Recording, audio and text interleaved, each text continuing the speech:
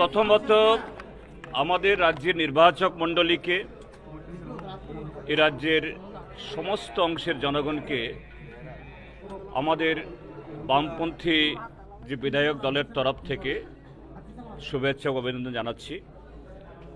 আজকে আনুষ্ঠানিকভাবে সংবিধানের নামে শপথ গ্রহণ করে আমরা এই বিধায়ক হিসাবে দায়িত্ব গ্রহণ করেছি। আমাদের কাজ হবে আগামী 5টা বছর যে সংবিধানের নামে আমরা শপথ গ্রহণ করেছি, এই সংবিধান আমাদের দেশের তথা রাজ্যের জনগণকে যে অধিকার দিয়েছে, তার বাক স্বাধীনতা, প্রতিবাদ করার অধিকার, অন্যায়ের বিরুদ্ধে দাঁড়ানোর অধিকার, এবং সংবিধান আরও নানাভাবে প্রত্যেকটা নাগরিককে যে গ্যারান্টি দিয়েছে, যা আমাদের রাজ্যের মধ্যে আজকে এই সময়েতে আমি এগুলি বলবো না, কিন্তু এগুলি এই রাজ্যের মানুষ সবটা ঠিক সমানভাবে ভোগ করতে পারছে না। এটা রক্ষার জন্য আমরা 11 জন সদস্য হলেও সিপিআইএম তথা বামফ্রন্টের এই রাজ্যের 40 লক্ষ মানুষের প্রতিনিধি হয়ে আমরা আমাদের দায়িত্ব আমরা পালন করব।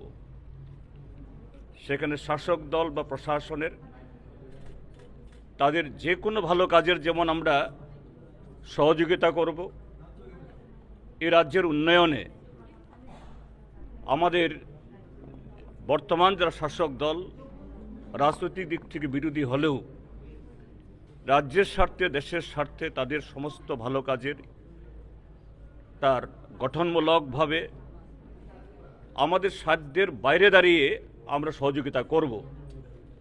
কিন্তু রাজ্যের জনগণের স্বার্থ বিরোধী তার অধিকার হরণের চেষ্টা বা এই রাজ্যের উন্নয়নকে ব্যাহত করার ব্যক্তি স্বার্থে পরিচালিত হওয়ার যদি কোনো সেরকমের ঝোঁক দেখা যায়, আমরা এই 11 জন যারা আমরা এই সিপিআইএম বিধায়ক শুধু না, সারা রাজ্যের মানুষকে নিয়ে গণতান্ত্রিকভাবে আমরা বিধানসভার বাইরে এবং বিধানসভার ভেতরে সর্বত্র সমানভাবে আমাদের আওয়াজকে আমরা তুলে ধরব। স্যার, কিছুদিনের মধ্যেই বাজেট সেশন শুরু হতে চলেছে, মূলত কি মনে হচ্ছে কোন বিষয়টা ইস্যু হলে ভালো এবং কোন বিষয়ে নজর দিলে ভালো? হ্যাঁ, আমরা তো চাইব যে প্রথমত হলো যে প্রত্যেকটা নির্বাচনেই যারা নির্বাচিত হয়ে আসেন বা যারা নির্বাচিত হন তারা জনগণের সামনে একটা প্রতিশ্রুতি রাখেন। অবশ্যই এই জায়গায় জনগণের দাবি বা আমাদের দাবি তো আলাদা থাকবে, কিন্তু প্রথমত আমরা চাইব শাসক দল যে দাবি, যে প্রতিশ্রুতিগুলোর ভিত্তিতে এরা ভোট চেয়েছেন, আবার পুনর্নির্বাচিত হয়েছেন, সে প্রতিশ্রুতি পালন করুক। এই বাজেটে লিখিতভাবে তা উপস্থিত হোক এবং তা কার্যকরী করার জন্য সেরকমভাবে আন্তরিকতার সাথে তারা সেভাবে তাদের কর্মসূচি তার প্রণয়ন করুক। দাদা, কংগ্রেস দলের 3 সদস্য আছে, বিধানসভা যখন কথা বলবেন একসাথে সুর মিলিয়ে কথা বলবেন রাজ্যের উন্নয়নের জন্য। বিধানসভা যখন আমরা সদস্য হব তখন আর কংগ্রেস, সিপিএম, হ্যাঁ নিশ্চয়ই আলাদা দল তো আছেই, কিন্তু ন্যায়ের পক্ষে, জনগণের হিতের পক্ষে শাসক দলের লোকও যদি কথা বলে আমরা তাকেও সমর্থন করব। কাজে এটা কংগ্রেস বলে কথা নয়, এটা ত্রিপুরা মাথা বলে কথা নয়, এমনকি বিজেপির লোকরা যদি বলে যে না রাজ্যের হিতে এই কাজটা হওয়া চাই, কিন্তু এই প্রিজার্ভেন্স শাসক দল করছে না, আমরা তার সাথে আমরা সুর মেলাব।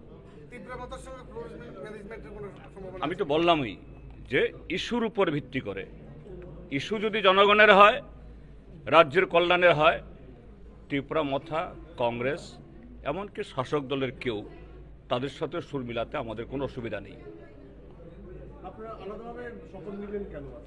না, অ্যাকচুয়ালি আলাদাভাবে শপথ গ্রহণ করা ছিল না। আমাদের 2 জন বিধায়ক দমনতে এসছেন, ওনারা লেট হয়েছে, তো আমরা অপেক্ষা করতে ভাবলাম একসাথে আমরা আসবো, এই জন্য দেরি হয়ে গেছে। আমরা মানে দুঃখিত এই জন্য, নতুবা আমরা আগে চলে আসতে পারতাম, এটা অন্য কোনো কারণ নয়।